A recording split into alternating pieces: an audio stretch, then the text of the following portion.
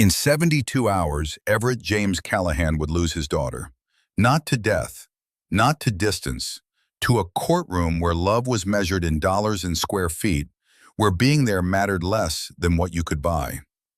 The Honda Civic's dashboard clock glowed green in the darkness. 11:47 p.m. Friday night bleeding into Saturday morning. Rhett sat alone in the Johnny's Diner parking lot, engine ticking as it cooled. The October air carrying Houston's first whisper of something that wasn't summer. His hands gripped the steering wheel like it might anchor him to a world that had been shifting beneath his feet for 3 months. The court summons sat in the passenger seat where he'd left it that morning. Callahan versus Preston. Custody hearing. Monday, October 23rd, 9 a.m. sharp. Final. The kind of appointment that carved your life into before and after. 72 hours. That's how long humans could survive in a desert without water. Red had exactly that long to prove he was worth more than Vivian Lancaster Preston's bank account, more than her parents' old Houston money, more than the $5,000 suit her lawyer probably wore to breakfast meetings. The memory came without permission. 2 years ago, August heat that turned asphalt to quicksand, the apartment door giving way under his shoulder because Vivian had changed the locks, and he'd stopped caring about property damage the moment his calls went to voicemail for the 15th consecutive hour. Adelaide, 4 years old, sitting in the middle of the living room floor in a diaper that should have been changed yesterday, crying with the hollow sound of a child who'd learned that screaming brought no one. The television flickered with cartoons she wasn't watching, needles on the coffee table, white residue like accusatory fingerprints, the apartment reeking of fear and neglect, and the particular despair that came from loving someone who loved their high more than they loved breathing. Red had scooped Addie into his arms, her small body shaking, and promised her things he had no business promising, that she was safe, that Daddy would fix this, that she'd never be alone like that again.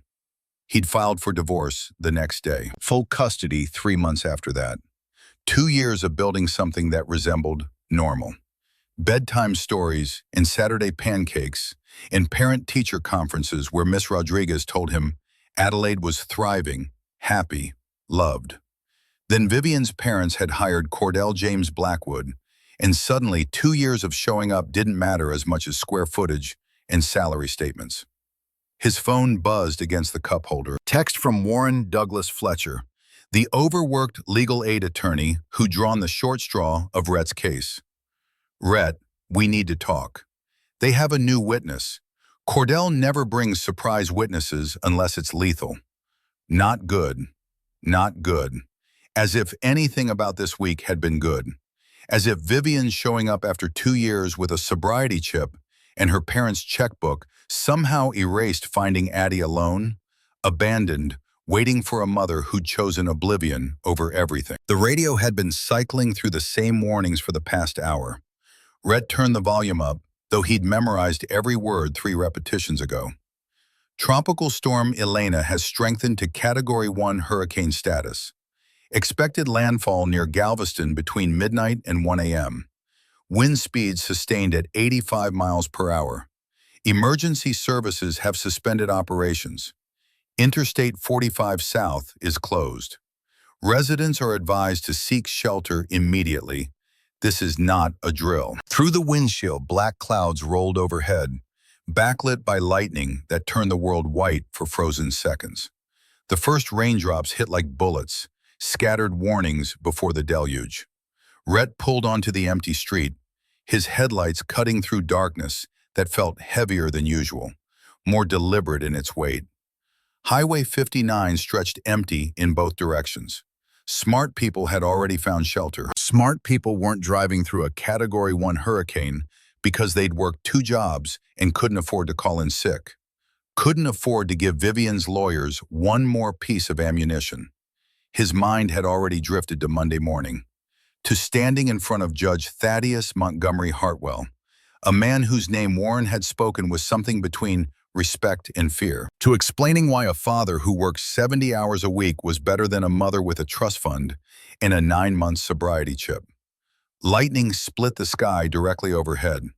Thunder followed immediately, the kind that shook metal and reminded humans they were small. And then Rhett saw them. Hazard lights blinking weakly through the downpour. A dark shape on the shoulder, barely visible through sheets of rain that seemed determined to drown the world. Two figures standing beside what looked like an expensive car, the kind Rhett only saw when wealthy clients brought their vehicles into Harlan's shop for AC repairs they'd never notice. He passed them, foot still on the gas, eyes forward. "Not your problem," survival instinct whispered. "You've got enough problems." 72 hours left before a judge decides if love matters less than money. But something made him look in the rearview mirror. Through the rain and darkness, he could make out two people huddled together, shoulders hunched against the storm. Young, scared, alone on a highway where no help was coming because smart people were already safe. Adelaide's face flashed in his mind, not as she was now at 6, but as she'd been that day 2 years ago. Alone, abandoned, waiting for someone to care enough to stop. Rhett's foot hit the brake harder than he meant to. The Civic fishtailed slightly on wet asphalt before he regained control. He checked his mirrors. No other traffic. Nobody else stupid enough to be out here. The U-turn felt like crossing some invisible line, choosing something he couldn't quite name over the direct path home. The Mercedes came into focus as he approached, silver paint gleaming wet in his headlights. E-Class, probably $60,000 when it was new. Two girls in their early 20s stood beside it, expensive jackets soaked through, designer shoes caked with mud that would never quite wash clean. Identical faces tracked his approach with expressions caught between hope and the wariness that came from learning the world wasn't always kind to stranded women. Rhett pulled onto the shoulder ahead of them and killed his engine. For a moment he just sat there, hands on the wheel, asking himself what the hell he was doing. Vivian's lawyer would love this if he ever found out. Working-class hero stops to help stranded rich girls, trying to manufacture sympathy, paint himself as some kind of saint. Except nobody would ever know. And these two girls were still standing in a hurricane. He grabbed his phone, checked the battery, 42%, stepped out into the storm. The rain hit him like a physical force, immediately soaking through his work shirt. The wind threatened to rip the door from his hands as he pushed it shut. He jogged toward the girls, squinting against water that ran into his eyes and made the world a blurred suggestion of shapes. The one on the left stepped slightly in front of her sister. Protective instinct Rhett recognized from his own life, from every time someone looked at his daughter wrong. He had to shout over the thunder, rain drumming on metal and asphalt, and the hoods of cars that wouldn't be going anywhere tonight. "Car trouble." The protective one nodded, water streaming down her face. Blonde hair that probably cost a fortune to maintain hung in dark ropes around her shoulders. Designer makeup running in streaks that made her look younger than she probably was. "It just died. We've been here almost an hour. Our phones are dead and nobody stopped." Her sister added, voice small but carrying gratitude that hit Rhett somewhere in his chest he'd been trying to protect. "Until you." Rhett moved to the Mercedes, its hood already open to the elements, rain pooling everywhere, metal and plastic met. He pulled out his phone, using its flashlight to examine the engine. Water had pooled in places water shouldn't pool, but that wasn't the main problem. The battery terminals were heavily corroded, connections loose enough that he could see the gap even through the downpour. Simple fix under normal circumstances.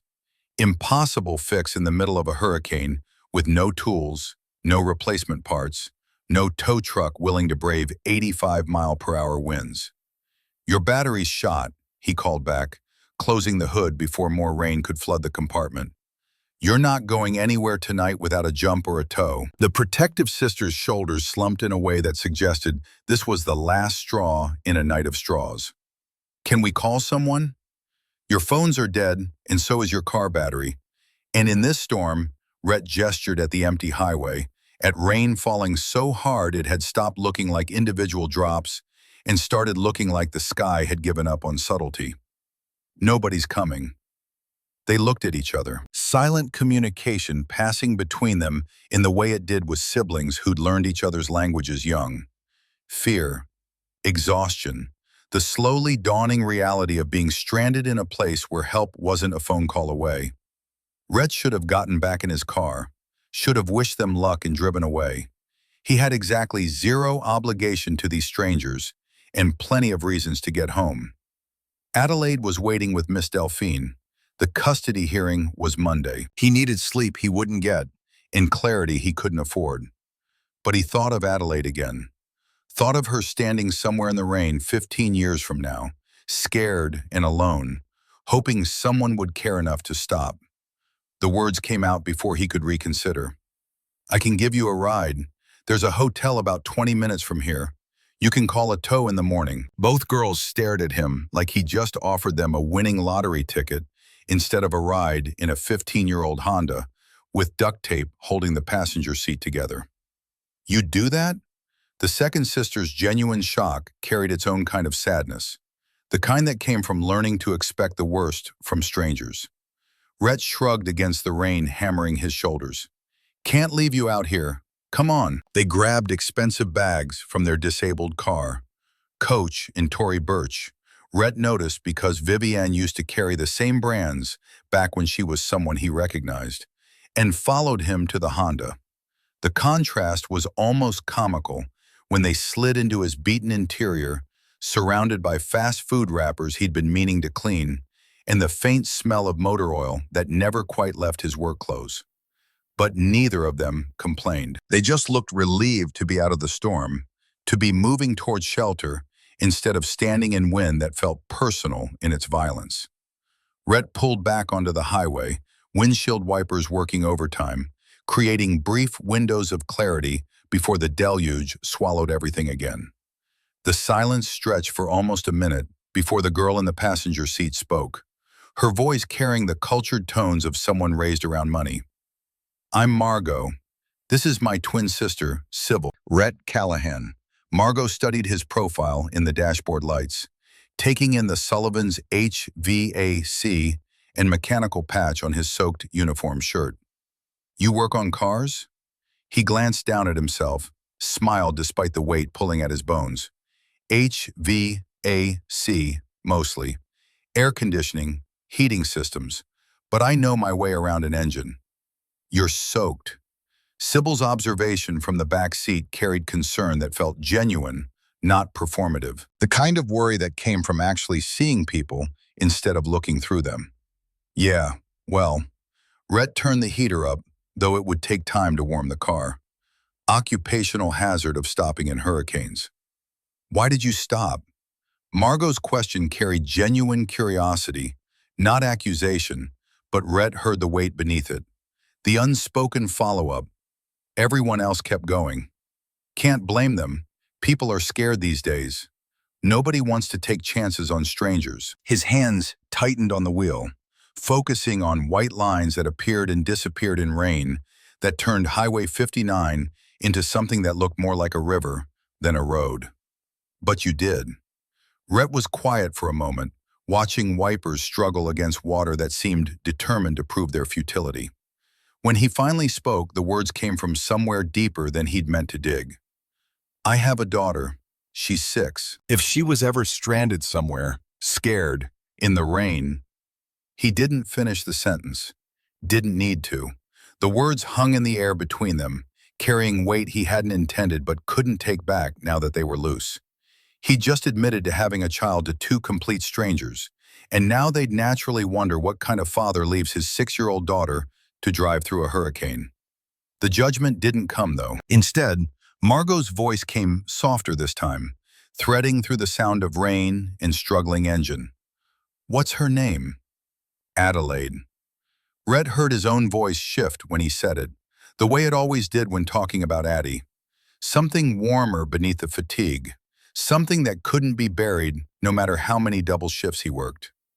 "We call her Addie." "That's beautiful. Old family name. My grandmother's. She lived to 97, tough as boot leather and twice as stubborn. The memory came with a smile he didn't expect, of a woman who'd raised 3 kids through the Depression and never complained once about what she didn't have. A pause, and then Sybil leaning forward between the seats, her reflection in the rearview mirror showing eyes that saw too much. "Do you see her often?" The question landed like a punch to the solar plexus. Rhett's hands tightened on the wheel, jaw clenching before he could stop it. These girls couldn't have known, couldn't have guessed that they just poked the rawest wound in his life. "Every chance I get." The words came out rough, sandpaper against his throat. Which might not be for much longer. He hadn't meant to say that, hadn't meant to crack open the door on the nightmare that had consumed the last 3 months. But stress had worn down his filters, and something about these strangers felt safe in the way temporary things sometimes did. They'd be gone in 20 minutes, never to see him again. No judgment that would follow him home. "What do you mean?" Sybil's voice barely carried over the rain, but the concern in it was real enough to hurt. Rhett stared at the road ahead, at white lines that appeared and disappeared in the downpour. His voice came out flat when he finally answered. "Her mother and I are divorced. She's trying to take full custody. Says I'm not fit to be a father because I work too much. Don't make enough money. Court date's Monday morning. 72 hours from now. That's horrible." Margot's whisper carried genuine distress. "It is what it is," though his voice betrayed him, cracking slightly on the last word. "I'm doing everything I can. 2 jobs, saving every penny, showing up to every school event, but sometimes it feels like the world's already decided I'm not good enough." The silence that followed felt different than before, heavier, more personal. When Sybil spoke again, her voice came quiet from the back seat, carrying its own weight of disappointment. "Our father's like that, always working. We barely see him." Margot picked up the thread, the way twins did when they'd been finishing each other's sentences for 24 years. "He has all the money in the world, big house in River Oaks, nice cars, everything. But we'd trade it all just to have dinner with him once a week, without him checking his BlackBerry every 30 seconds. He thinks providing means everything," Sybil added, and Rhett could hear the years of hurt beneath those words. "Doesn't understand that we just want him there. Present." Rhett glanced at Margot, saw something in her profile that looked like his own struggle reflected back. Different reasons, same result. "You should tell him that. We've tried." Sadness colored Margot's words the way rain colored the highway. "He doesn't listen. Says we don't understand what it takes to maintain our lifestyle." Sounds lonely. It is. Margot's admission came quick, like she'd been waiting years to say it out loud, to someone who might understand. Money doesn't fix loneliness. It just makes it more comfortable. The phrase settled into Rhett's chest, finding a home there among all the other truths he'd learned the hard way. He'd been poor most of his life, had known what it meant to choose between gas and groceries, between fixing the car and fixing the heater, but he'd never been lonely.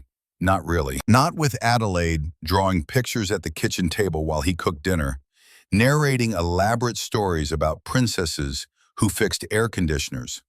These girls had everything he lacked materially and nothing that actually mattered. "What does your dad do?" The question came out before Rhett thought about whether he wanted to know. "He's a judge." Margot said it simply, but Rhett heard the complication beneath. The pride and resentment mixed together until they were impossible to separate. Federal court? Yeah, of course he was.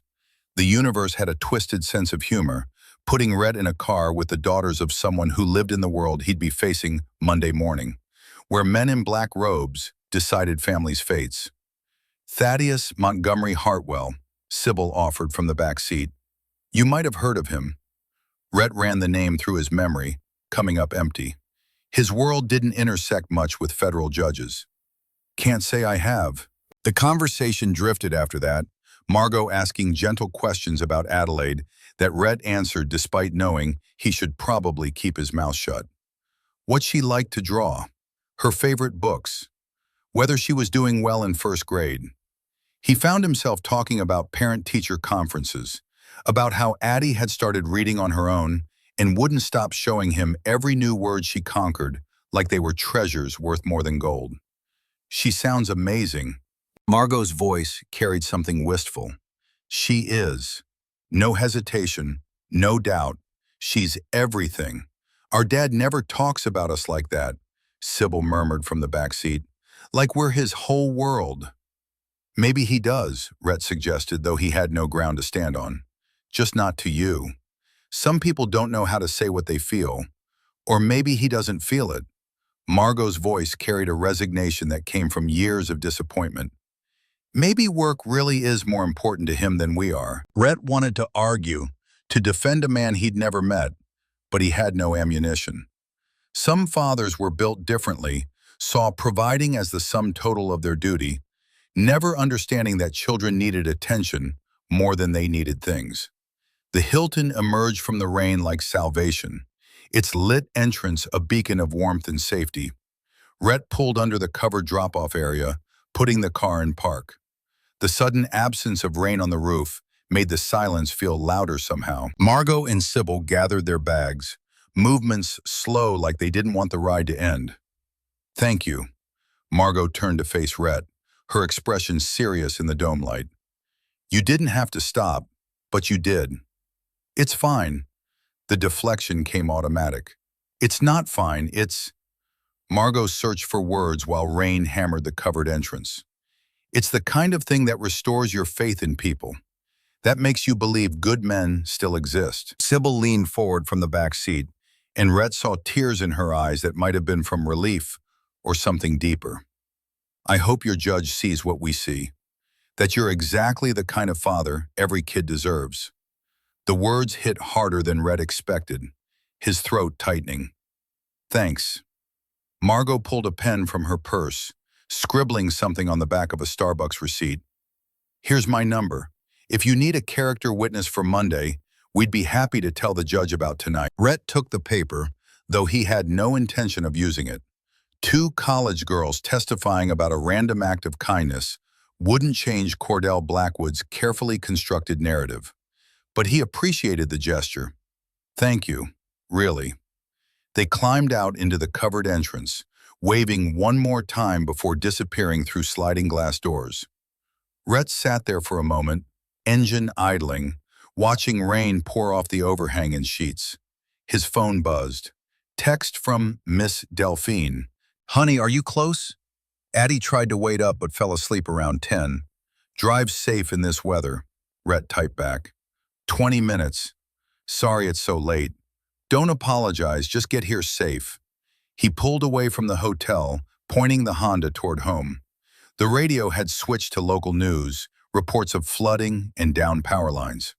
The storm was supposed to blow through by morning, leaving behind the usual debris and damage. Rhett's mind wandered to Monday, to standing in front of a judge whose face he'd never seen, to Cordell Blackwood presenting photographs and financial records that would make poverty look like failure, to explaining why a father who worked himself to exhaustion was better than a mother with a trust fund and a fresh start. Warren would do his best with what they had. Teacher testimonials from Miss Rodriguez, Miss Delphine's affidavit, Adelaide's school records. But Blackwood had something they didn't, Vivian's sobriety documentation. Her new job as CEO of some startup, her parents' financial backing that could give Adelaide private schools, and every material advantage money convinced itself mattered. Maybe that's what judges looked for. Maybe stability meant money instead of love. The apartment complex came into view through rain that had finally started to ease. 3 stories of faded brick and rusted railings, windows glowing yellow in the darkness. Home. Not much to look at from the outside, but it was theirs. Rhett parked in his assigned spot, grabbed his work bag, and jogged through the rain to the covered stairwell. His boots left wet prints on concrete steps that led to the second floor. The door to 2B opened before he could get his key out. Miss Delphine Whitaker stood there in her floral housecoat, silver hair pulled back in a bun. 70 years of life had taught her when to speak and when to listen, when to ask questions, and when to just open the door and let people in from the rain. Lord have mercy, child. You're soaked clear through. It's biblical out there. Rhett stepped inside, immediately lowering his voice. The apartment was quiet except for the soft hum of the window unit. Is she asleep? On the couch. Tried to stay up past 10, but her eyes wouldn't cooperate.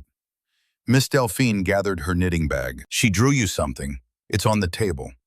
Rhett pulled out his wallet, extracting a $20 bill that represented tomorrow's lunch. He held it out to Miss Delphine, who waved it away. Honey, keep it. You need it more than I do. Mrs. Whitaker, I mean it. Her voice carried that southern steel that allowed no argument. You've got that court date Monday. Save every penny. Rhett's throat tightened. He tucked the bill into her hand anyway, closing her fingers around it. You've helped me more than you know. Please. Miss Delphine studied him for a long moment, then nodded. Her free hand came up to pat his cheek, the gesture so maternal it made Rhett's eyes burn. The Lord doesn't bring us this far to abandon us now, sweetheart. You remember that? Yes, ma'am. She left, pulling the door shut with a quiet click. Rhett stood in the entryway, water dripping from his clothes onto linoleum that had been cheap when it was installed. He listened to the sound of his daughter's breathing from the living room, steady and sure. He set his work bag down carefully, moved through the small kitchen where dishes sat clean in the drainer, where Adelaide's plastic cup waited on the counter, ready for morning. Adelaide lay on the threadbare couch exactly where Miss Delphine had said, covered by the quilt Grace had made for her 3rd birthday. One arm hung off the edge, fingers curled loosely around air. Dark hair spread across the pillow, face peaceful in sleep. 6 years old, and already the most beautiful thing Rhett had ever created. On the coffee table sat her latest drawing, held down by the crayon box. Rhett picked it up carefully, tilting it toward the light from the kitchen. 2 stick figures, one tall and one small, standing beside something that might have been an air conditioning unit. Daddy and me fixing things, written across the top in Adelaide's careful 1st-grade letters. Hearts floated around their heads. Something in Rhett's chest cracked. Not broke. It had been broken before, and this wasn't that. This was the feeling of holding something so precious you couldn't believe the universe trusted you with it. He sank onto the edge of the couch, drawing still in his hands, and just looked at his daughter. She stirred, eyelids fluttering. Daddy? Hey, baby girl. He brushed hair away from her face. Sorry I'm late. Adelaide's eyes opened fully, immediately tracking to his wet clothes. You're all wet. Big storm out there. She sat up, rubbing her eyes. The quilt fell away, and he could see she was wearing her favorite pajamas, the ones with stars that were starting to fade from too many washes. Did you see my picture? Just now. It's perfect. That's us from when you fixed Mrs. Thompson's air conditioning last week, and I helped hand you the screwdriver. Adelaide's pride in the memory showed in her smile, gap-toothed and beautiful. You were a very good helper. Rhett set the drawing down, pulling Adelaide into his lap. Even though she was getting too big for this, for now she settled against his chest, small and warm and real. Daddy? Yeah, baby. Mrs. Whitaker said Monday is an important day. Rhett's heart stuttered. She did? She said you have to go somewhere important. Adelaide tilted her head back to look at him, brown eyes serious. Where are you going, Daddy? He should have prepared for this. Should have come up with something honest without being terrifying. But stress had burned through his defenses, left him raw. Daddy has to go to court. It's a place where judges make decisions. What kind of decisions? Rhett's arms tightened around her. Decisions about families, about where kids should live. Adelaide went very still. When she spoke again, her voice came out small and scared. Mommy said I might have to live with her, that you can't take care of me right. The words landed like physical blows. Rhett closed his eyes, fighting back rage at Vivian for putting this fear into their daughter. Addie, look at Daddy. He waited until she turned in his lap. Mommy is wrong. Daddy can take care of you. Daddy will take care of you. No matter what happens Monday, I'm your dad, and I love you more than anything in this world. I don't want to leave you. Tears gathered in her eyes. You won't have to, baby. I promise. It was a promise he had no idea if he could keep. A promise that might shatter Monday morning when a judge looked at financial statements and decided that money mattered more than showing up. But Adelaide needed to hear it, needed to believe her world wasn't about to collapse. Rhett held his daughter on that worn couch while rain hammered against windows.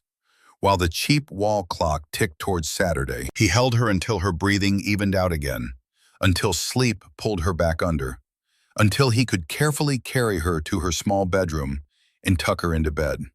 The room was tiny, barely fit the bed and dresser, but Rhett had made it special. Painted the walls yellow because Adelaide said it was a happy color. Built a bookshelf from scrap wood because handmade carried its own kind of value. Hung curtains Miss Delphine had sewn, covered in butterflies and flowers. This room held more love than money could buy. But would a judge see that? Rhett pulled Adelaide's door almost closed, leaving it cracked the way she liked. He moved through the apartment on autopilot, locked the front door, turned off lights. His phone buzzed again. Another text from Warren. We need to talk before Monday. Can you come to my office Saturday at 10? Rhett typed back. I'll be there.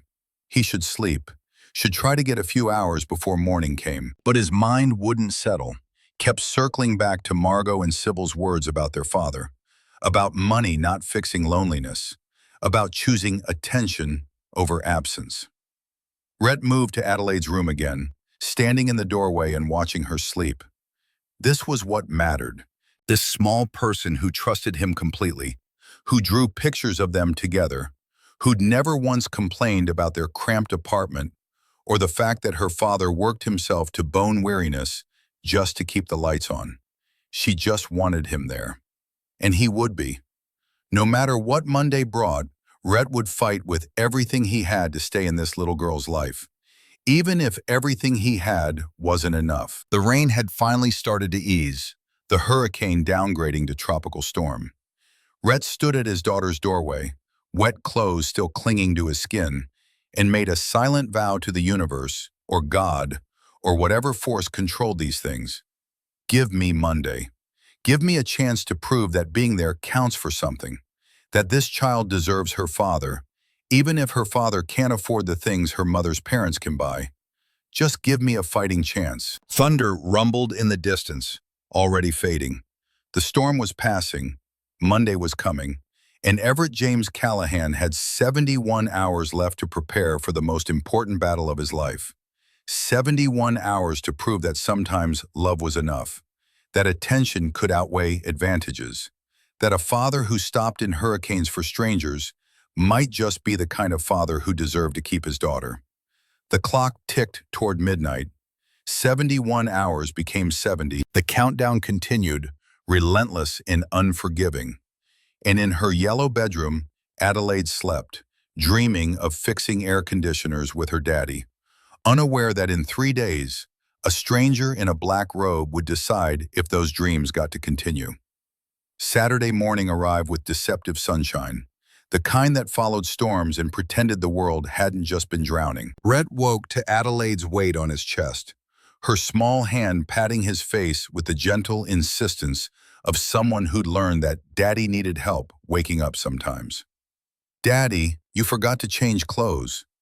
He blinked at the ceiling, realizing he'd fallen asleep in yesterday's damp work shirt, his neck aching from the angle against the couch arm, where sleep had finally claimed him sometime after 2. The wall clock showed 8:15. He had an hour and 45 minutes before meeting Warren at the legal aid office. What time is it? Adelaide held up fingers, trying to remember what Miss Delphine had taught her about telling time. The big hand is on the 3, and the little hand is on the 8. 8:15. Good job, baby girl. Rhett sat up carefully, Adelaide sliding into his lap, where she fit perfectly despite growing every day in ways that felt too fast. Want pancakes?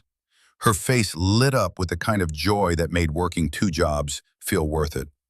Can I stir? Always. They moved to the kitchen together, Adelaide dragging her step stool to the counter, while Rhett pulled out the Bisquick box that had been on sale 3 weeks ago at Kroger.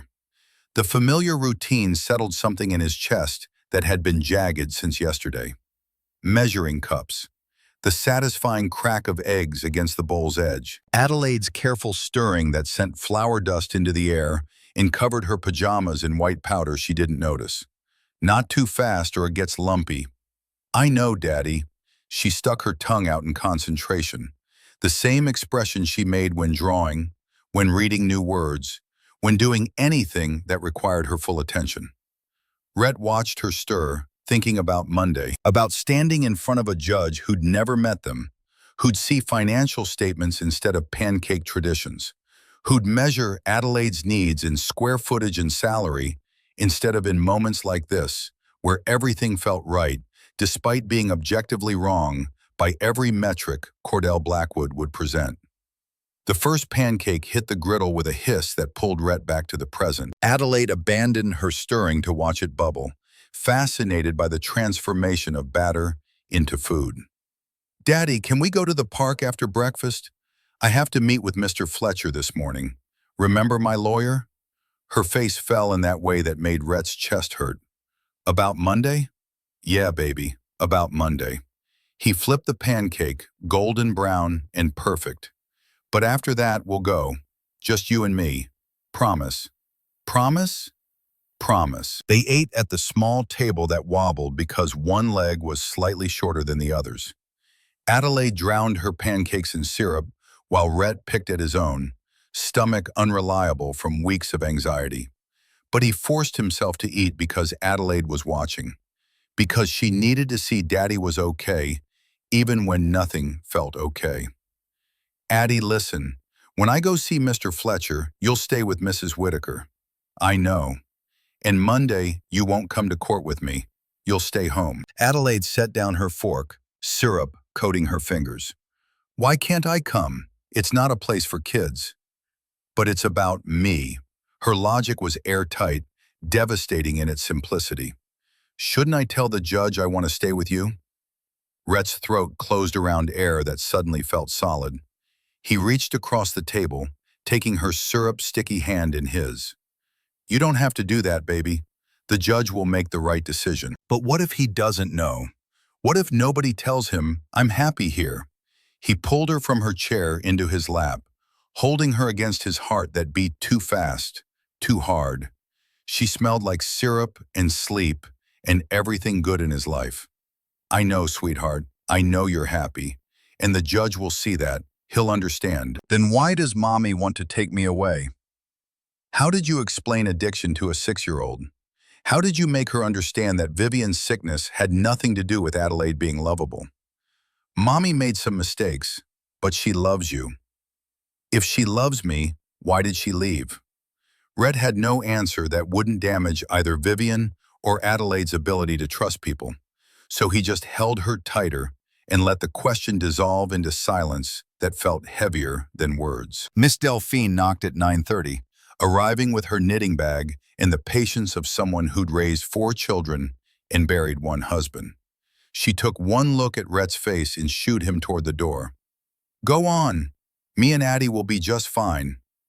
The legal aid office occupied the 3rd floor of a building on Travis Street that had seen better decades. Water-stained ceiling tiles, fluorescent lights that hummed with electrical illness, the smell of old coffee and older dreams. Rhett found Warren in a windowless conference room, surrounded by folders that spilled across a table scarred with initials and coffee rings. Warren looked up, lines around his eyes deeper than yesterday. 45 years old and already going gray, wearing a suit that showed wear at the elbows. A good man doing impossible work for people who couldn't afford better. Rhett, sit. The chair scraped against linoleum. Rhett sat, hands clasped on the table, and waited for whatever bomb Warren was about to drop. I'll be straight with you. This isn't good. Warren opened the top folder, revealing photographs that made Rhett's stomach drop. His apartment building, the cracked parking lot, the rusted railings. Interior shots that made small rooms look smaller, made worn furniture look worse, made poverty look like failure instead of circumstance. Cordell has all of this. He'll present it Monday as evidence of inadequate living conditions. It's not inadequate. It's clean. It's safe. Rhett heard the defensiveness in his voice, hated it, couldn't stop it. I know. Warren held up a hand, sympathy in his expression that somehow made it worse. But look at it through a judge's eyes. Compare it to what Vivian can offer. He pulled out more photos. A high-rise building in River Oaks, all glass and steel and money. An apartment with floor-to-ceiling windows, granite countertops, hardwood floors that probably cost more than Rhett made in a year. Her parents are paying for this. 2 bedrooms, 1,400 square feet. They've already hired an interior decorator for what they're calling Adelaide's room.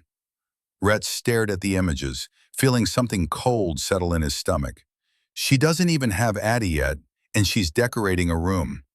It plays well in court, shows planning, preparation, commitment to providing stability.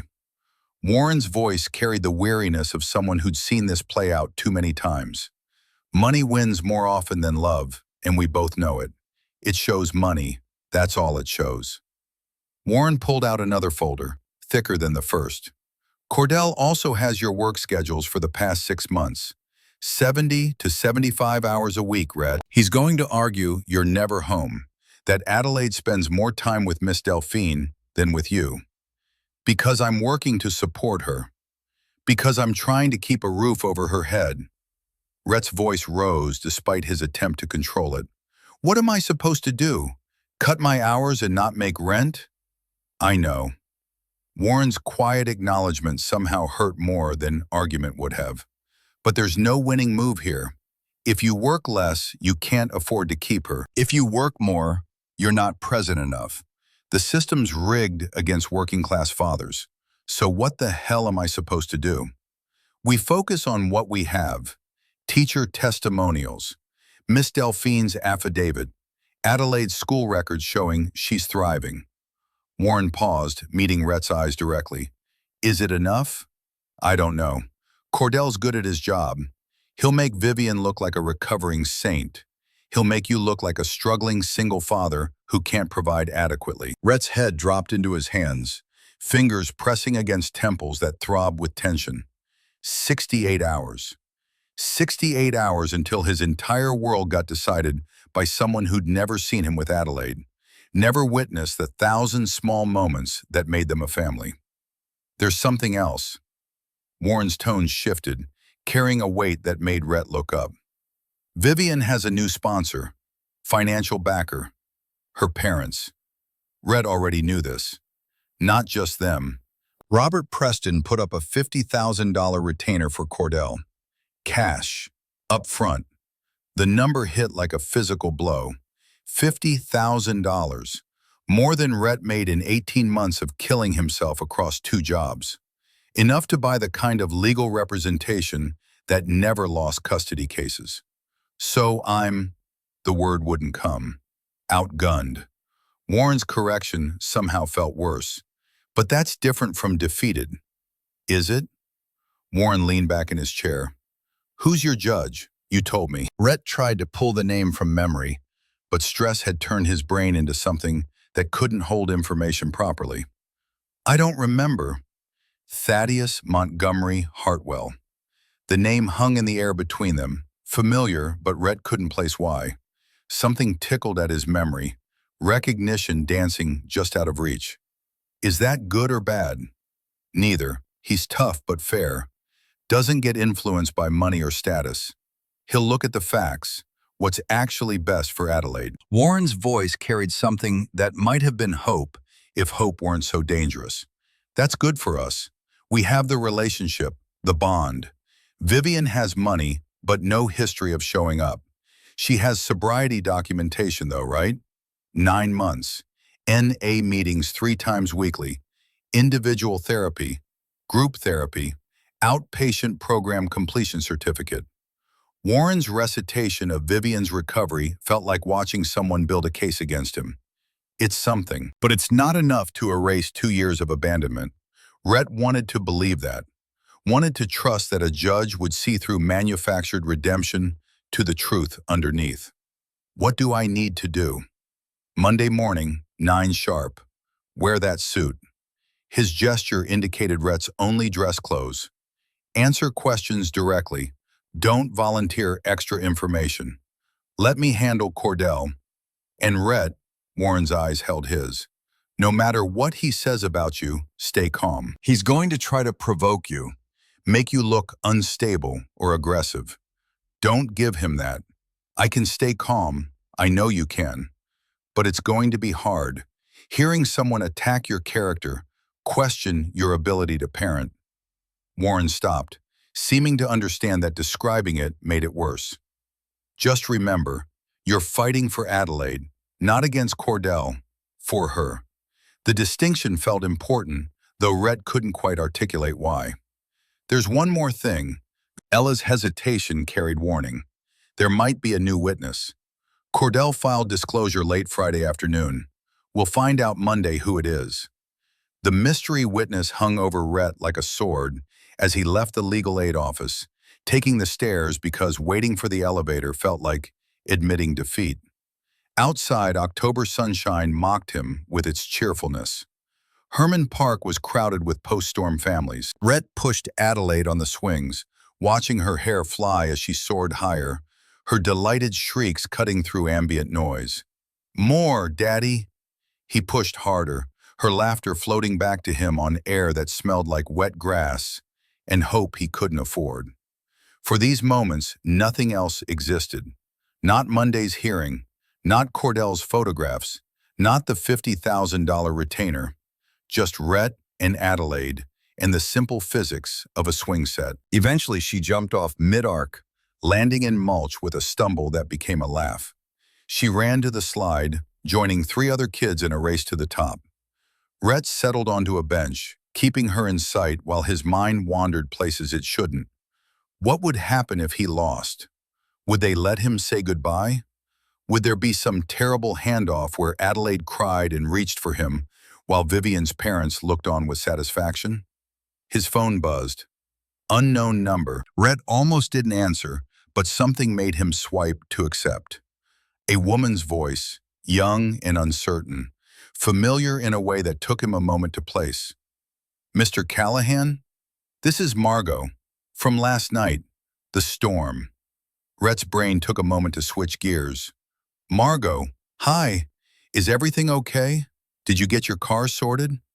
Yes, thank you. Tow truck came this morning. Batteries being replaced. A pause that felt weighted with something unspoken. Sybil and we told our father about you. About what you did.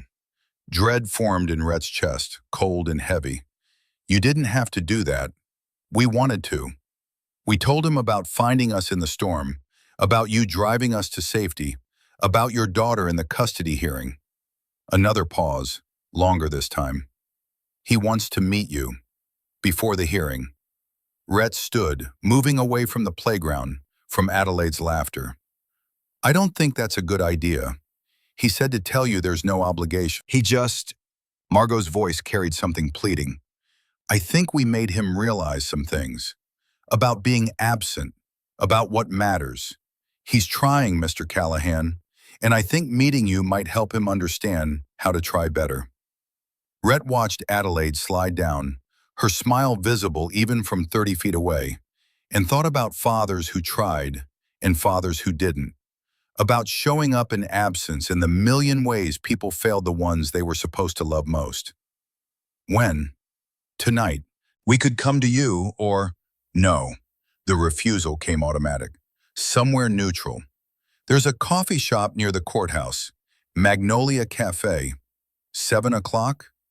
Rhett agreed before he could reconsider, then immediately questioned the decision as the call ended. What was he doing, meeting with a federal judge whose daughters he'd helped? It reeked of impropriety, of desperation. Except Margot had reached out to him. He hadn't asked for this. And these 2 girls deserved a father who showed up, even if that father had to learn how 24 years late. Addie ran over, breathing hard from playing. "Daddy, I'm thirsty."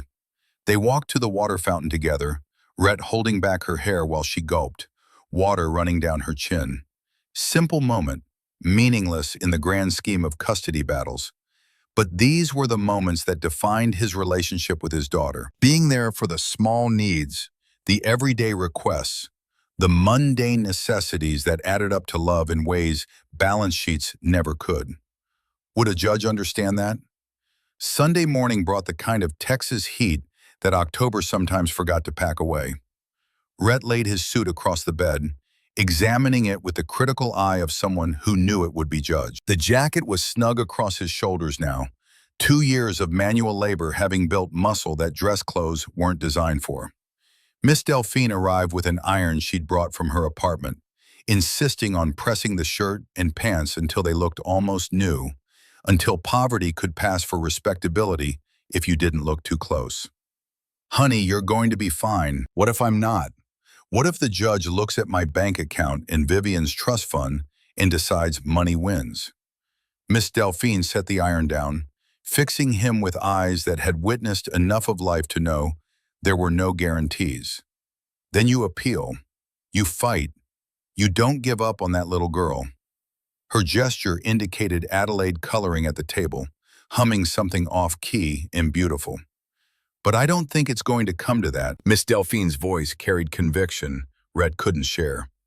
"Because that child is happy. Any fool can see it, and judges aren't fools, no matter what people say." Rhett hoped she was right, hoped that happiness counted for more than hardwood floors and granite countertops. But hope felt dangerous when you had everything to lose. At 6:30, he kissed Adelaide goodbye and headed to Magnolia Cafe.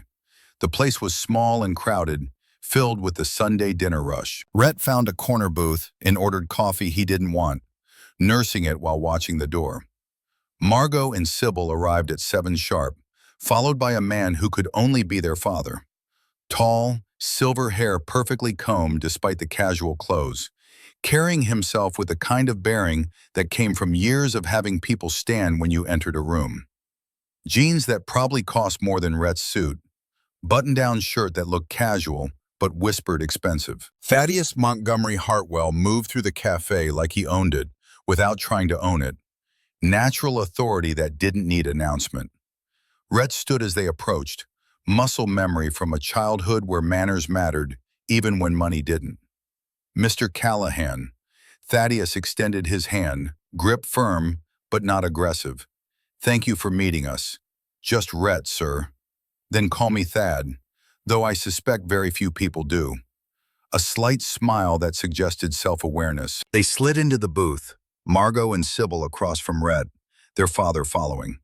Up close, Thaddeus had eyes that assessed without judging, the kind of gaze that came from decades of weighing evidence in testimony. "My daughters tell me you stopped in a hurricane when 30 other cars didn't. Anyone would have done the same." "No, they didn't. We counted." Sybil's quiet correction carried its own weight. 32 cars. You were the 33rd. "You work in HVAC?" Thaddeus's questions shifted focus. "Yes, sir. Harlan Sullivan's shop. Been there 6 years. Honest work." Thaddeus said it simply, but Rhett heard respect underneath. "My daughters also mention you have a daughter." "Adelaide?" "Addie, 6 years old. Just started 1st grade. And you're facing a custody hearing." Thaddeus's directness cut through pretense. "Yes, sir. Tomorrow morning." "The mother is seeking custody?" "Full custody. Says I can't provide adequate living conditions because I work too much and don't make enough money." Thaddeus looked at his daughters, something complicated passing across features that suggested he saw his own failures reflected in Rhett's struggle. "My daughters compared you to me last night, found me wanting." "Dad," Margot started, but Thaddeus raised a hand gently. "No, it's true. They told me about your conversation, about working 2 jobs to support Adelaide, about showing up even when exhausted, about being there despite circumstances that make it difficult." He paused, meeting Rhett's eyes. "They said you're the kind of father they wish they'd had." Sybil's eyes watered slightly, confirming the truth. I've spent 20 years building a career, Thaddeus continued, voice carrying something that might have been regret. Federal bench, high-profile cases, legacy work.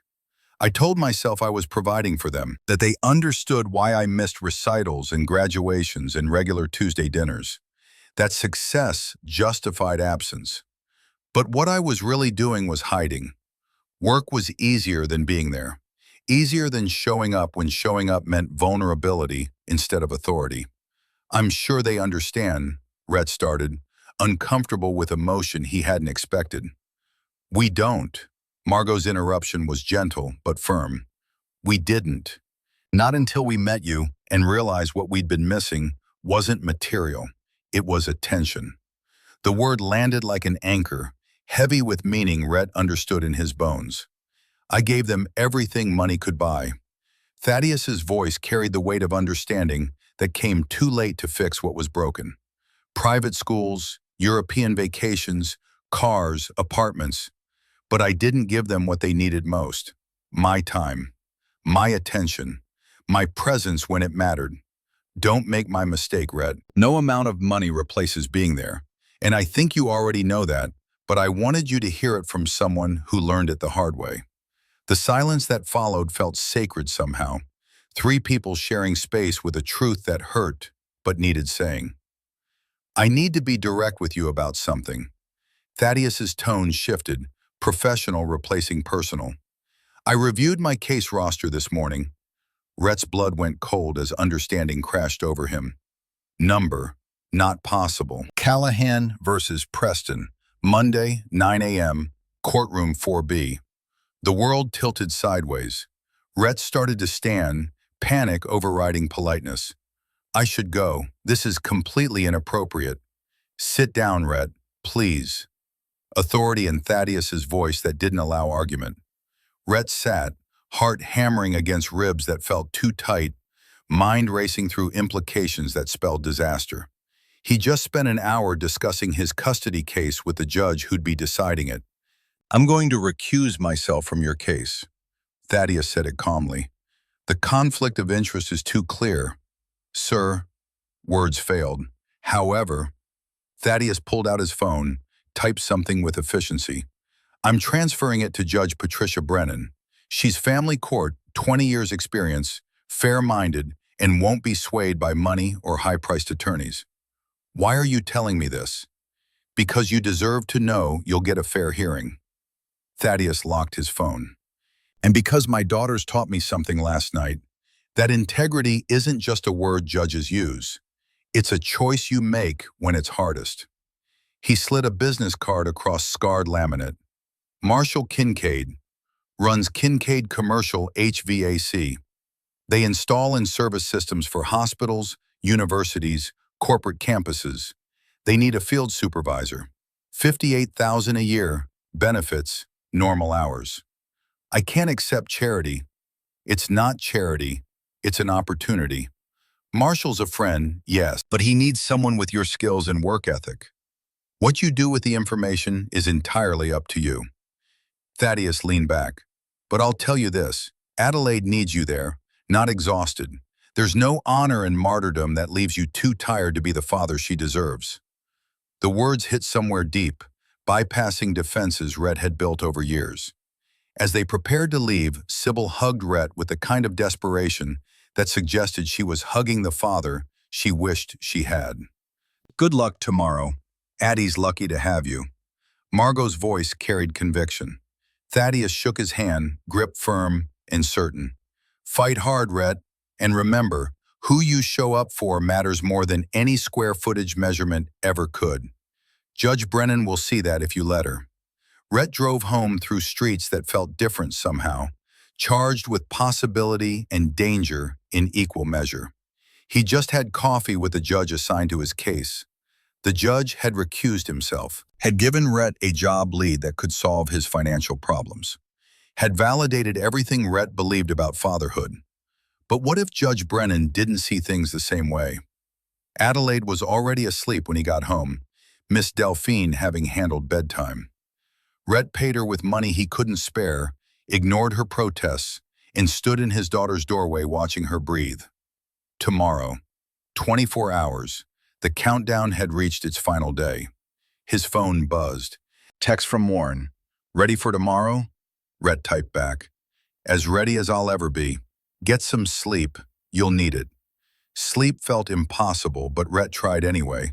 Lying in bed watching shadows move across the ceiling, thinking about judges and lawyers and the mystery witness Cordell would produce. Thinking about Vivienne in her River Oaks penthouse, probably practicing testimony with her parents. Thinking about Adelaide sleeping in her yellow bedroom, unaware that tomorrow strangers would decide if those dreams got to continue in the only home she'd known for 2 years. At some point, exhaustion claimed him, pulling him under into sleep that felt more like drowning than rest. Monday morning arrived with the weight of execution day. Rhett woke before his alarm, stomach churning with anxiety that made breakfast impossible. He showered, shaved carefully, put on the freshly pressed suit that Miss Delphine had made respectable. The man in the mirror looked unfamiliar, dressed in clothes that didn't fit right, preparing for a battle he didn't know how to fight. Adelaide was already awake when he emerged from the bathroom, sitting on the couch in her pajamas, watching cartoons on mute, like she knew sound would make this harder.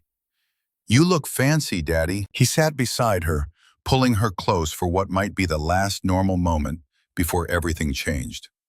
Daddy has to go to that important place we talked about. Remember? Court? Yeah. Her voice came small, scared. Mrs. Whitaker will be here soon. You'll stay home today, okay? Addie nodded against his shoulder, fingers gripping his shirt with a kind of desperation that suggested she understood more than he'd told her. Will you come back? The question pierced him. Of course I'll come back, baby. Daddy always comes back. Promise? I promise. It was a promise he had no idea if he could keep. A promise that might shatter when Judge Patricia Brennan looked at evidence and decided that money mattered more than showing up. But Adelaide needed to hear it, needed to believe her world wasn't ending, even as it teetered on the edge. Miss Delphine arrived at 8, shooing Rhett toward the door. Go on, the Lord's got this, and so do you. The drive downtown happened in a blur. Rhett found parking 3 blocks from the courthouse, fed the meter with quarters he'd been saving, and walked toward the building that held his future. Harris County Family Law Center, 1115 Congress Avenue, glass and concrete and the weight of broken families. Warren waited outside, suit slightly rumpled, briefcase clutched like a shield. He looked exhausted, dark circles suggesting he'd spent Sunday preparing for a battle they both knew was weighted against them. You ready? No. Honesty felt like the only thing Red had left. Good, that means you understand what's at stake. Warren guided him through security, through hallways that smelled like industrial cleaner and desperation, toward an elevator that moved with bureaucratic indifference toward the 4th floor. Courtroom 4B. The number felt simultaneously arbitrary and apocalyptic. Vivian arrived at 8:50, and Rhett almost didn't recognize her. Gone was the woman who'd fallen asleep in their bed, smelling like cocaine and broken promises. In her place stood someone polished to perfection.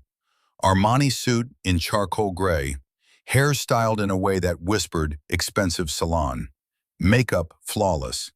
Behind her came Sterling and Cecilia Preston, old Houston money wearing faces that had never known doubt. Sterling and Brooks Brothers, silver hair immaculate, expression carved from contempt.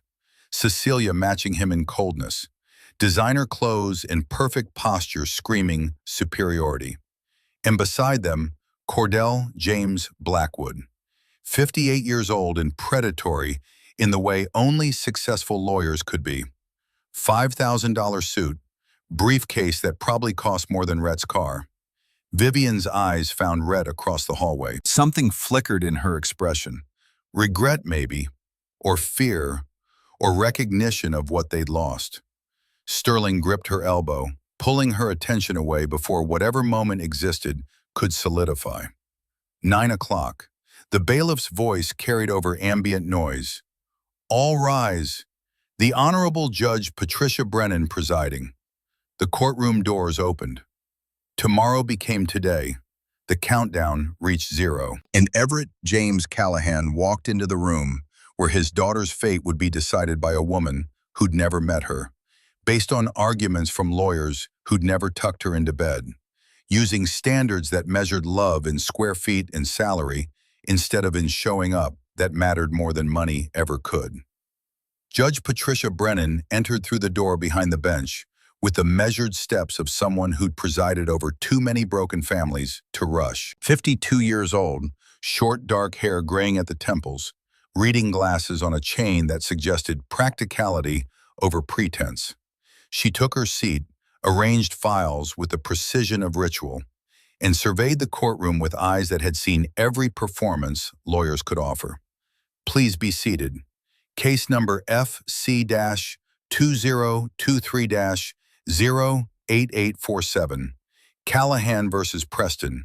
Petition for modification of custody regarding minor child Adelaide May Callahan, age 6. Patricia reviewed the file in front of her, silence stretching long enough that Rhett could hear his own heartbeat in his ears. When she finally looked up, her expression revealed nothing. Before we proceed with testimony, I'm going to exercise my discretion under Family Code Section 107.051. I'm ordering a comprehensive home study by Dr. Imogen Bradford, Certified Family Evaluator. Both residences will be evaluated, both parties will be interviewed, and the minor child will be interviewed separately in age-appropriate manner. Cordell Blackwood stood with the fluid grace of someone who'd argued in courtrooms more expensive than this one. Your Honor, we're prepared to proceed today. We have witnesses, documentation, expert testimony ready. I'm sure you are, Mr. Blackwood. Patricia's interruption carried steel beneath politeness.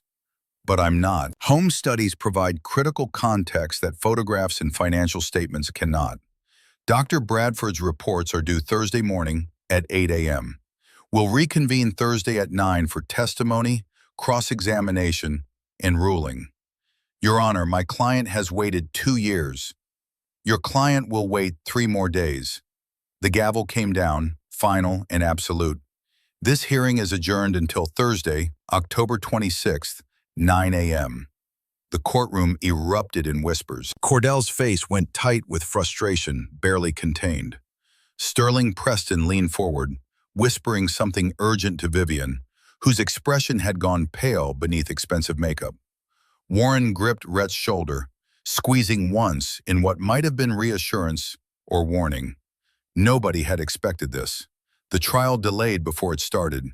3 more days of uncertainty stretched ahead. Outside the courtroom, Vivian broke away from her parents' orbit, moving toward Rhett with steps that looked uncertain, despite heels that cost more than his monthly grocery budget. Rhett, can we talk? Just 1 minute? Warren stepped between them with the protective instinct of lawyers who'd learned that opposing parties talking rarely helped anyone. Ms. Preston, anything you need to say should go through your attorney. It's okay, Warren. Rhett heard himself saying it, surprising both of them. They moved to a window alcove away from parents and lawyers and the weight of people who thought they knew better. Vivian stood close enough that Rhett could smell her perfume, something expensive that he didn't recognize. How is she? Addie? She's fine, thriving. The words came automatic, defensive walls going up. Does she ask about me? Sometimes. Honesty felt dangerous, but lies felt worse. Less than she used to. Vivian flinched like he'd struck her, pain flickering across features that had learned to hide emotion. Rhett, Vivian, now. Sterling's voice cut through whatever confession might have been forming. Vivian looked at Rhett with eyes that carried something he couldn't quite name.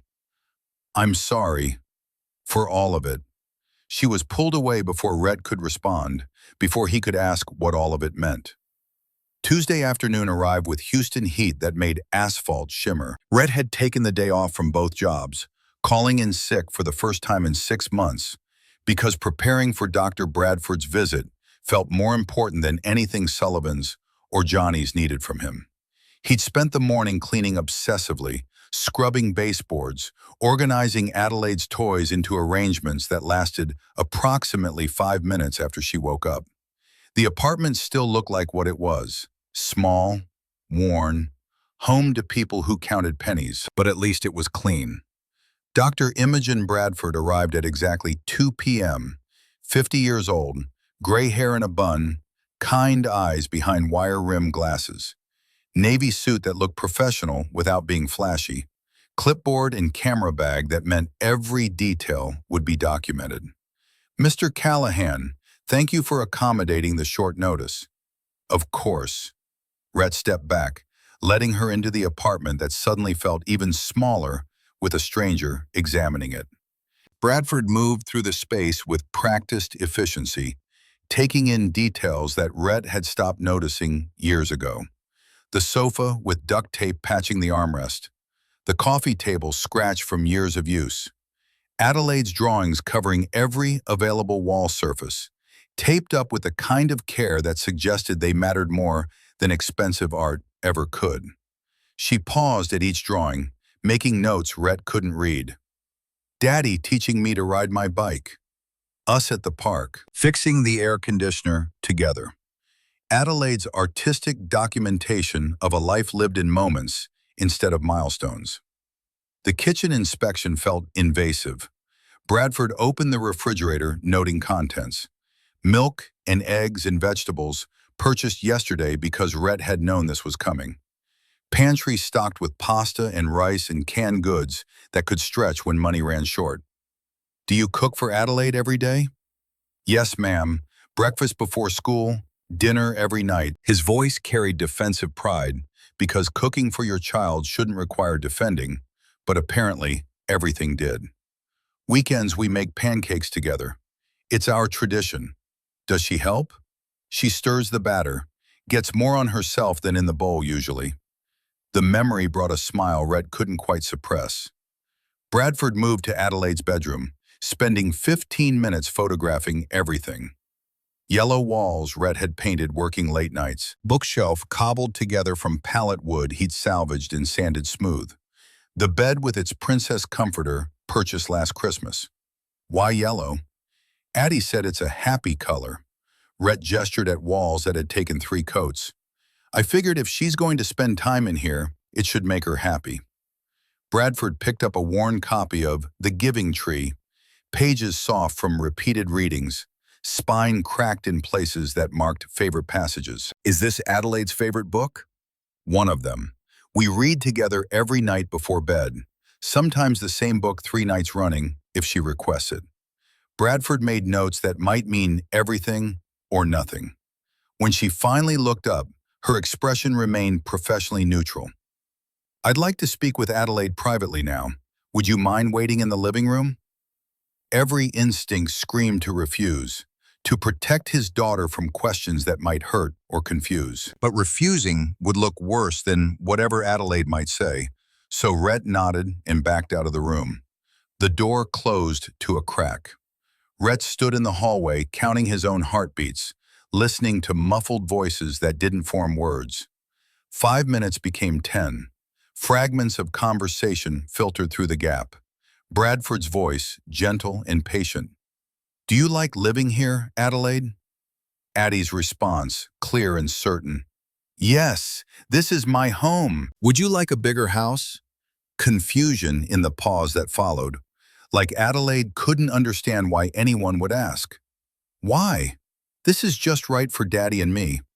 "Do you miss Mommy?" The question Rhett had been dreading. Long silence that felt like hours compressed into seconds. Then Addie's voice, small but honest. "Sometimes, but Mommy went away when I was little. Mommy left when I needed her. Daddy never leaves." The words hit Rhett like electricity. He pressed his palm against the wall, steadying himself against the weight of his daughter's faith. The door opened. Bradford emerged with Adelaide trailing behind, immediately reaching for Rhett's hand with the kind of need that suggested the interview had cost something. "Thank you both. I have what I need here." At the door she paused, turning back to face Rhett with eyes that might have held sympathy. Mr. Callahan, a home isn't defined by square footage or appliance age. Remember that. Then she was gone, leaving Rhett and Adelaide standing in their small apartment that suddenly felt both inadequate and perfect. Tuesday evening, 5 p.m. Dr. Bradford stood in the lobby of Vivian's building while a doorman in uniform announced her arrival to the 14th floor. The elevator moved with the smooth silence of expensive machinery. Vivian opened the door wearing casual clothes that whispered designer labels. Jeans that probably cost $300. Cashmere sweater in cream. Hair loose around her shoulders in a way that looked artfully casual. Dr. Bradford, please come in. The penthouse opened into space that made Rhett's apartment look like a closet. Floor-to-ceiling windows offered Houston skyline views. Kitchen with granite counters that had never seen the violence of actual cooking. Living room furniture arranged with the precision of interior designers. Bradford moved through the space, making notes, photographing details. Adelaide's room occupied the corner with the best natural light. Windows on two walls that flooded the space with sunshine that had nowhere to land. The bed was white, expensive, tags still attached like accusations of inauthenticity. Dresser drawers empty. Closet containing hangers waiting for clothes that hadn't arrived. Bookshelf bare. Where are Adelaide's belongings? Vivian stood in the doorway, not quite entering the room she'd prepared for a child who'd never seen it. I was waiting to ask what she likes now, what she's interested in. I didn't want to get it wrong.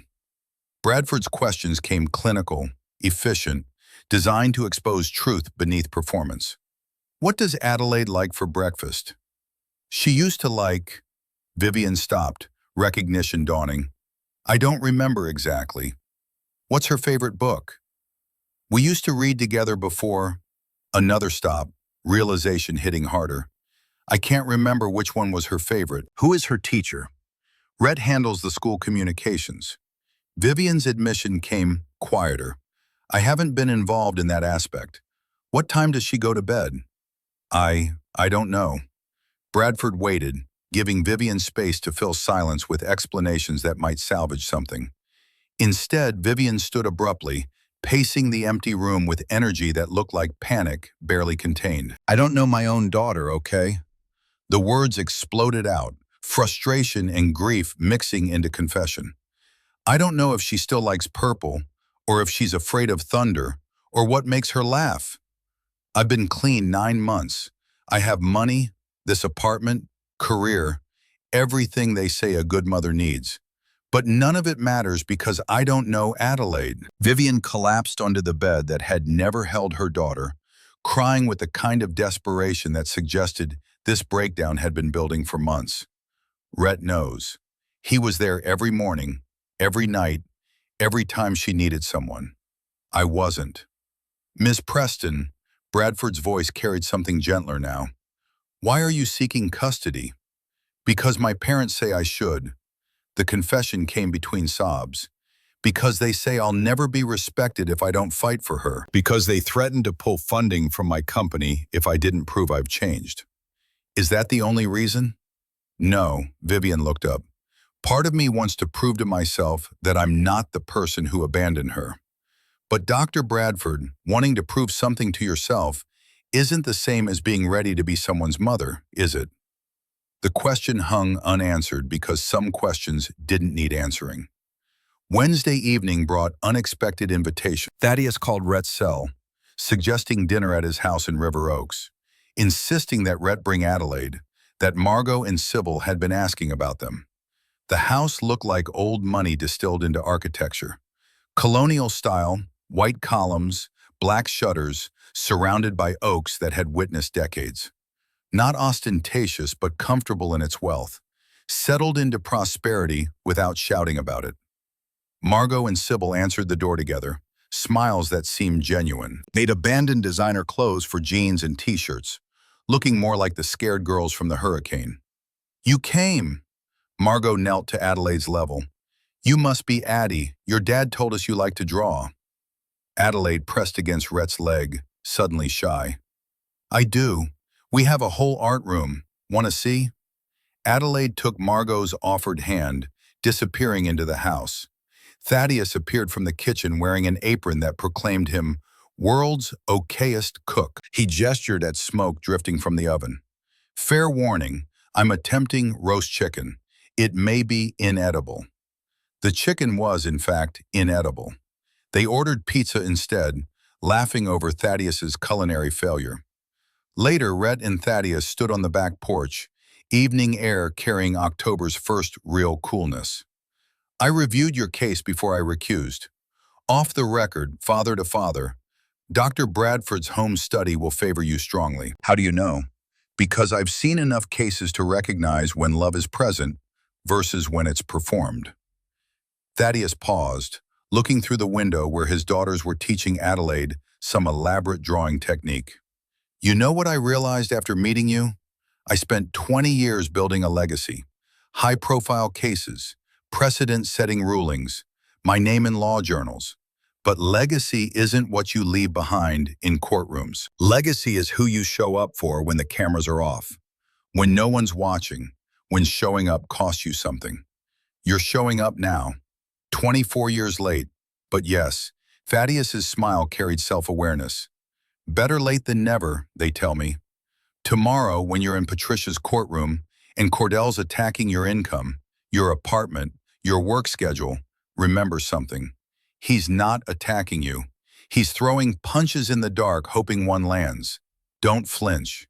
Don't apologize for working hard or loving your daughter or being there in ways money can't buy. Patricia Brennan is fair.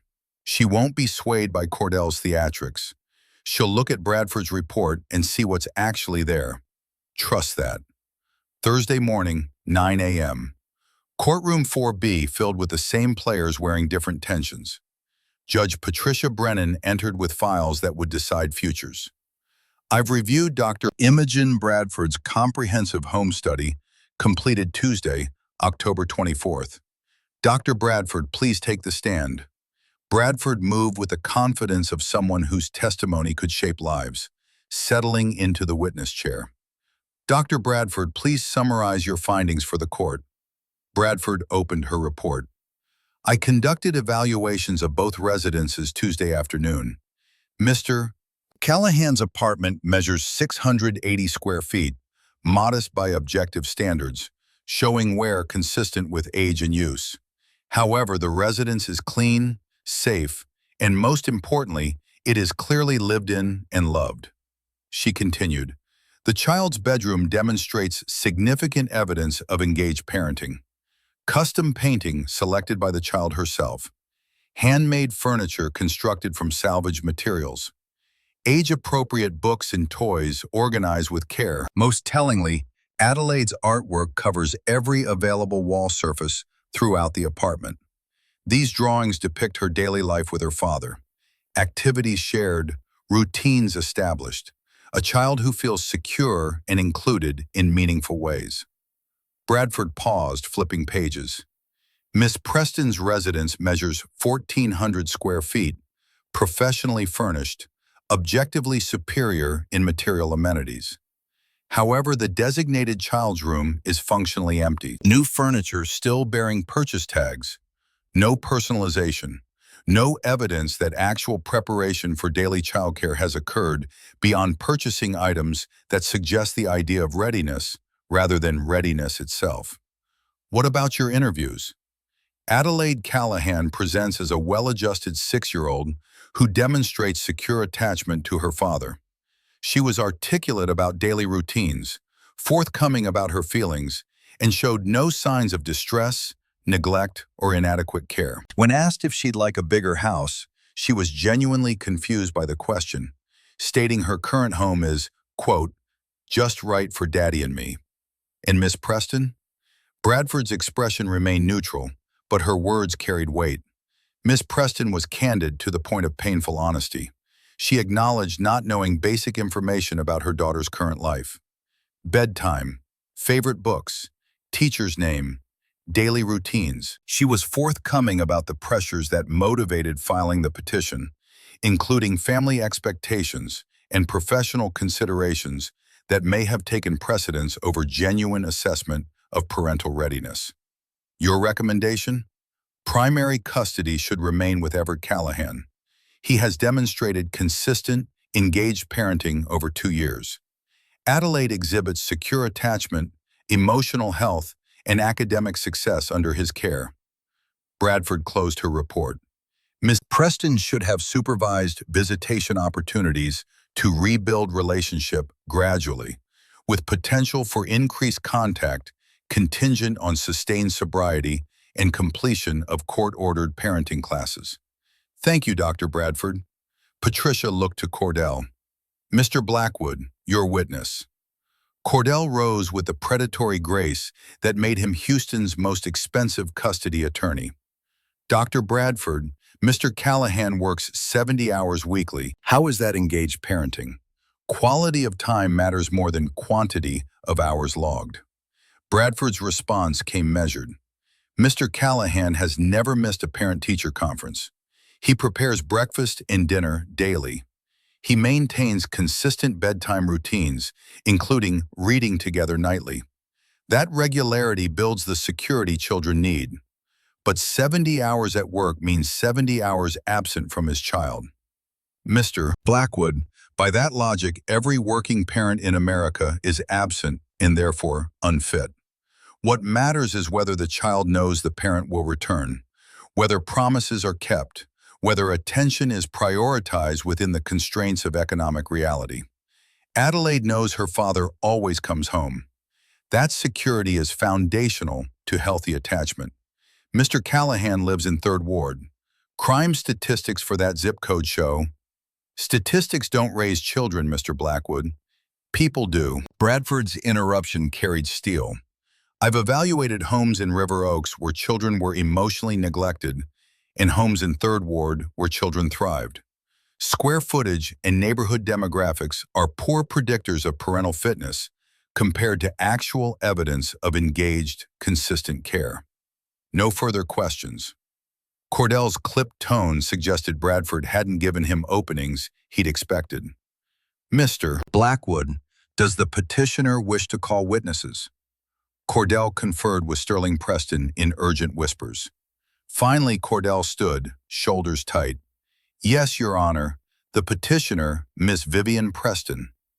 Vivian approached the witness stand with steps that looked uncertain. She was sworn in, settled into the chair, and faced the courtroom.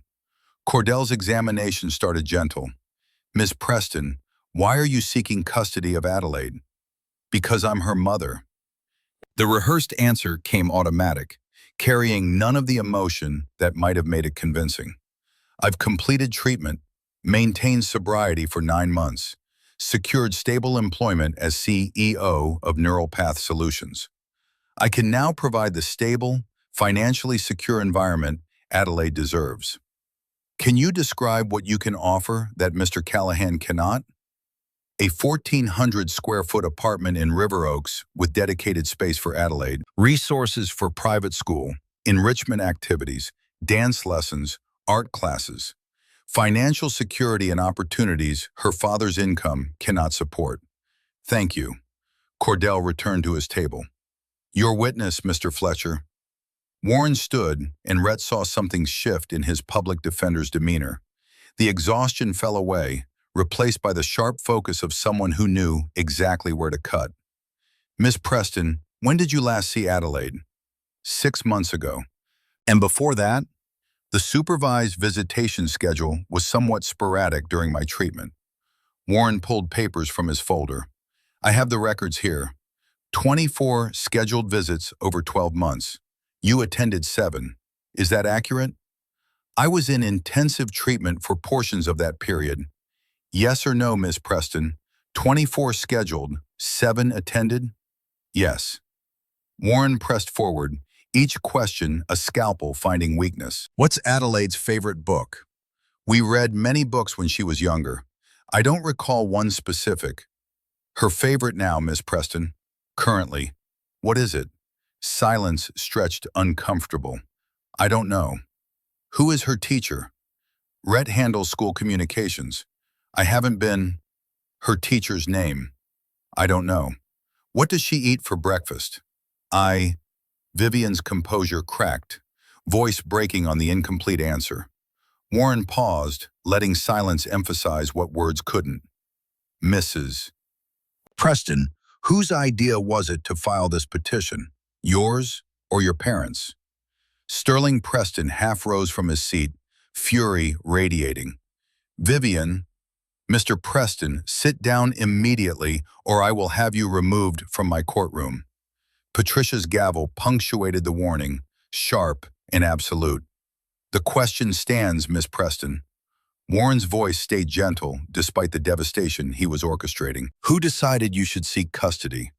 Tears started, genuine emotion breaking through courtroom performance. My parents said if I didn't fight, they'd withdraw funding from my company. They'd cut off financial support completely.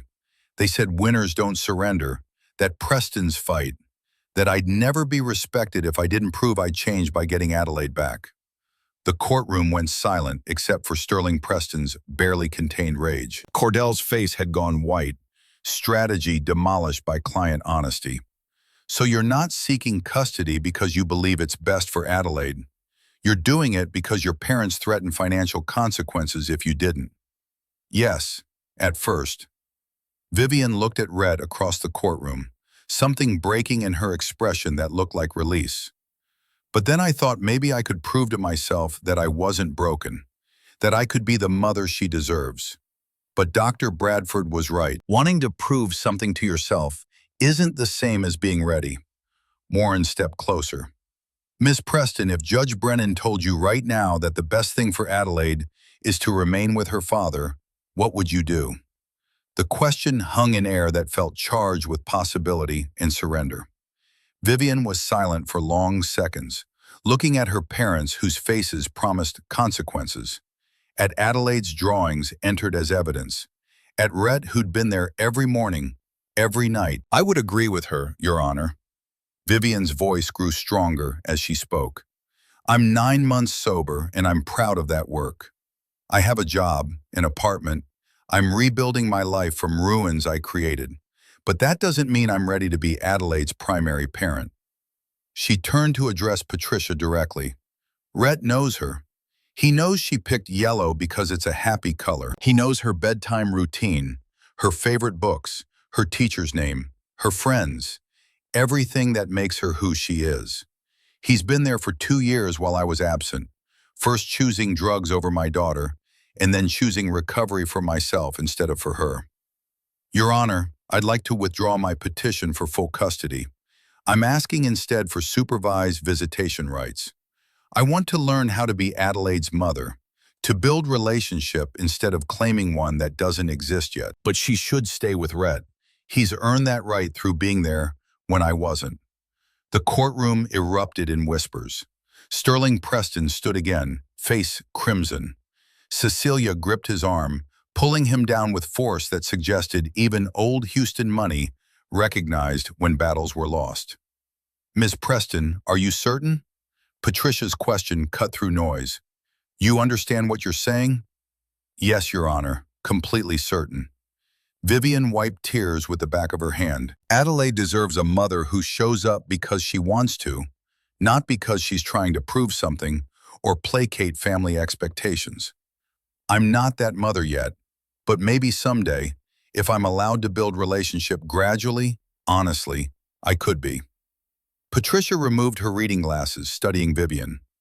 Ms. Preston, your honesty today demonstrates more fitness than any financial statement ever could. True parental love means putting the child's needs above your own ego, above family pressure, above everything else. She replaced her glasses. This court awards primary, physical, and legal custody to Everett James Callahan. Vivian Lancaster Preston is granted supervised visitation, 2 hours weekly at Family Services Center, pending continued sobriety verification and successful completion of court-ordered parenting classes. Visitation may be upgraded to unsupervised after 6 months of consistent participation and favorable counselor recommendation. The gavel fell, sound echoing through courtroom silence. Final, absolute. The battle was over. Rhett's knees nearly buckled. Warren gripped his shoulder, steadying him. You did it. Across the aisle, Sterling and Cecilia Preston left without looking back. Cordell packed his expensive briefcase, nodding professional respect toward Warren. Vivian sat alone at the plaintiff's table, shoulders shaking with sobs that sounded like grief and relief mixed together. Outside, Vivian approached Rhett with steps that looked uncertain. Rhett, can I? Thank you. For what? For being there when I couldn't. For not giving up on me having a relationship with her, even though I gave you every reason to. I'm not doing it for you, Vivi. Rhett used the nickname from before. I'm doing it for Addie. Every kid deserves a mom. If you can show up, really show up consistently, she deserves that. My parents disowned me 10 minutes ago. Vivian's laugh sounded broken and free simultaneously. Called from the courthouse steps. Said I was weak, that I'd embarrass them, that Prestons don't surrender. You didn't surrender. You chose your daughter over your pride. That's not weak. That's the strongest thing you could have done. Can I ask something? When I see her Saturday for the first supervised visit, can you tell me her favorite book so I can bring one? The Giving Tree. Worn copy, pages soft from reading. Vivian smiled through tears. I'll find one just like that. 4 o'clock brought reunion. Rhett picked Adelaide up from Miss Delphine's apartment, where she'd been coloring and trying not to worry. Daddy! She launched herself at him with the kind of faith that assumed he'd always catch her. Did you win? We won, baby girl. You're staying with Daddy forever, as long as you want. I knew it. I knew you wouldn't leave me. Adelaide buried her face in his shoulder, crying happy tears that soaked through his dress shirt. Miss Delphine cried too, gripping Rhett's arm. The Lord doesn't bring us this far to abandon us now, sweetheart. That evening they made pancakes despite it being Thursday, special celebration that broke routine because some moments deserved breaking routine. Adelaide stirred batter with the concentration she brought to important tasks, getting it everywhere, laughing when Rhett flipped one too high and it stuck to the ceiling. His phone rang while they ate. Marshall Kincaid, offering supervisor position at $58,000 a year, benefits, normal hours. Rhett accepted, hands shaking with relief he hadn't let himself feel until now. Adelaide noticed. You're smiling different, Daddy. Yeah, baby, things are going to be different. Better different. 6 months later, Saturday afternoon in late April, Houston spring turning the world green again. The treehouse stood finished in Thaddeus Hartwell's backyard, boards and nails transformed into something that would last. Rhett and Thaddeus hammered the final bracket, while below, Adelaide painted designs with Margot and Sybil. 15 people gathered, neighbors, friends, family built through choice rather than blood. Miss Delphine and Harlan Sullivan comparing stories, Marshall Kincaid manning the grill. A car pulled up. Vivian stepped out wearing jeans and t-shirt instead of designer armor, carrying a dish for the potluck. 6 months of supervised visits had become unsupervised afternoons. She'd shown up consistently, learned Adelaide's favorite books, attended the school art show, proved that attention could be built even when it started broken. Adelaide ran to her. Mommy! Want to see my painting? Vivian's face transformed. Not the polished mask from courtroom, but something genuine. I'd love to, sweetheart. From the ladder, Rhett watched them walk toward the treehouse together. Not quite mother-daughter yet, but building toward it. One Saturday at a time. Adelaide returned with a rolled paper. My family, written across the top in careful letters. The drawing showed everyone. Rhett in the center, Adelaide holding his hand, Vivian present but smaller, Miss Delphine, Thaddeus and his daughters, Marshall, Harlan.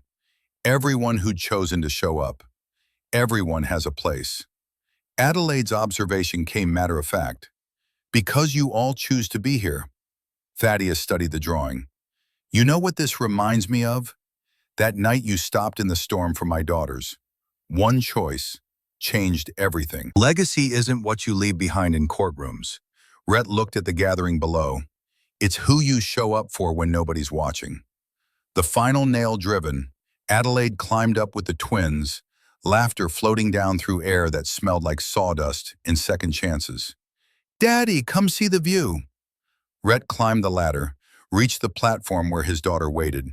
From here, he could see everyone who mattered, people who'd shown up not because they had to, but because being there was everything and square footage meant nothing. In the end, they didn't ask what you gave your kids. They asked if you gave them yourself. And Rhett had given Adelaide the only thing that truly mattered. He'd shown up. Every morning, every night, through exhaustion and fear and uncertainty, he'd been there. The rest was just details.